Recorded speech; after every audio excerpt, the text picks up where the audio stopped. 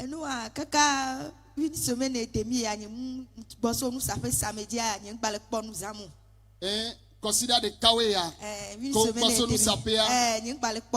On balek ponu. Oh. Nous kaiba John, Kuvia Chikekewa. Pouvier de Kaya et Ti, Ning balek ponu. De Kaye, Menya me veayo. Ah, oh. Ok, Ning balek ponu. on balek ponu vide croix, l'on balek ponu. Oh, Ning le ponu, Ning te pona zochon. On batek pona zon Kuvia balek ponu. Balek ponu. O ikondia. Oui, quand il que oui, quand il y a me copona Kuvi bo habillé. Oba biye. On l'a tike na ma, tike amulo do. Le sort de Kami bayi.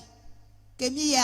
A oplona be abia me pokuo be abia gbakotolo nkuvi adi voa ke va eswa dada nye va fie e be glona be nyama te pokaka egbe a be nyama va yo nejo neglo ne kotokoto kwa be dore ola le fie e no te pon be nyama va be ayo don nejro mo wa ke ma so va fie alo le na ke gben va vo nye tom so so fun kaka Ko java krasada. mu do winet Amelo alona.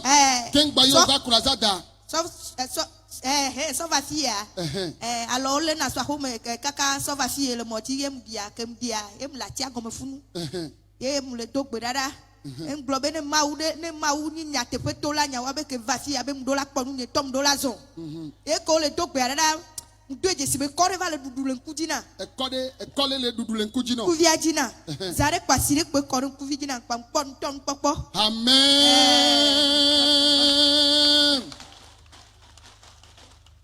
Amerique Clovade et les Krasada mea. Dada nye ele mangoti gomo funda ye wana le mangoti agome. Mia dada keye le pono via la fia ye la lone beva mi le jiba putu babado mi agbo kaba le fie. Oyone be kaka. Oyone be kaka. Mi le ji dada kaka. Nenye be ole degbi agome mi le ji dada kaka neva. La sœur Kaka, si elle est là, qu'elle nous approche rapidement. Alors la maman remercie donc le Seigneur ce soir. Elle dit il y a pratiquement une semaine et demie, elle a commencé par sentir qu'elle a perdu la vue dans son œil gauche. Et elle est allée à l'hôpital pour les consultations ophtalmologiques. Et lorsqu'elle est allée, on lui a dit qu'elle souffrait d'une infection, qu'il y a l'infection sur cet œil-là.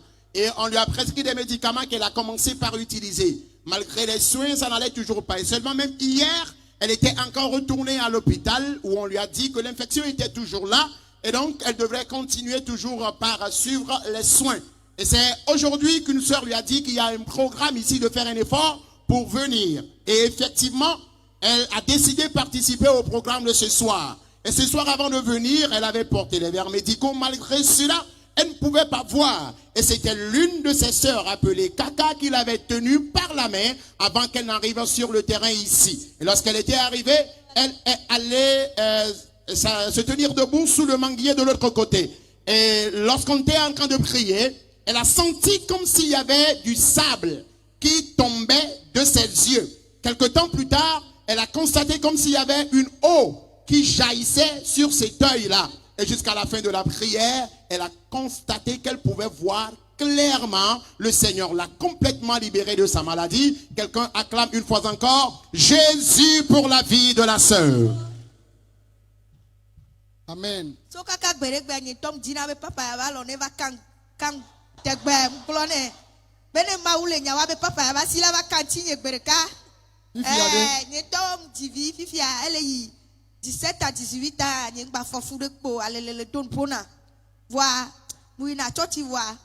Langno ni toto me ma utuna na be yo na surebe lumo vibe. Ne ba lo kan tinye makodo yoyo. Ta ke va fifia mu dibe ba lo ne tro kan tinye unene a. Continue, voilà quoi, trop y prise. Elle a gâté bis, Amen. Dada mi de coucou, no bevia. No recator camien. Akema elle globena wele alona yova fia. Swami va fi, que mi va nyen tot andele wayem va fi. Akadamede linti kasi pe ameni yane.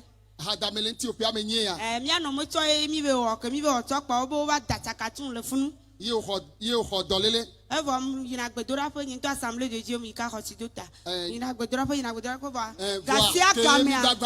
Eso kem va. Yesu yodo. Oh, nto. Nyamu yina pa ya voire soare. Ntom ke mi pa le fi amuson kaka do pota ke ngbodu mo ya home. E npo be na ma udu tina yoto na. Fifia no vi o ton ti mi yodo. No vi nyam tele kpɔ no yi nu sa fe gbɔ nyi soa. Mi do to mi asenya. Ayi nu sa fe gbɔ kɔ e pe gblɔ na be e wɔ se be enu wɔ se so lo so vian kum ne va yin kpɔ me de kpɔ ma lo vo yin gba le kpɔ nu. E me yo e so akem senya. Ye mu va fi etre mu to gbɔ be. Donc owele ye mi va. No. Ke mi va do gbera vo fifia. Owele alo ne mi va. E be ye mi le kpɔ nu be do chichichan. Titi be ba titi le funda. On veut voir que mi do gbera vo e be le kpɔ nu. Le to ke mi le do gbera le funda le to na be ma kpɔ be ndele kɔlɔnku dine no le kɔsi kene ku ti o le kɔlɔnku dine. Fa ke enu ma ke le kpɔ nu fifi. Le kpɔ nu. OK, fifia dadavi.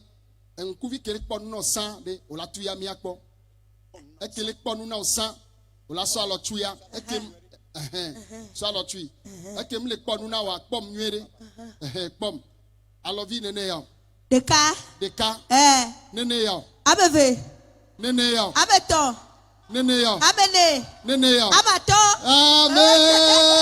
Amen. Amen. Amen. Amen. Alléluia. Amen. Jésus t'a vraiment guéri. Puisque tu as demandé à ce que je t'impose la main. Ce que tu cherches, que le Seigneur l'accomplisse dans ta vie. Amen. Amen.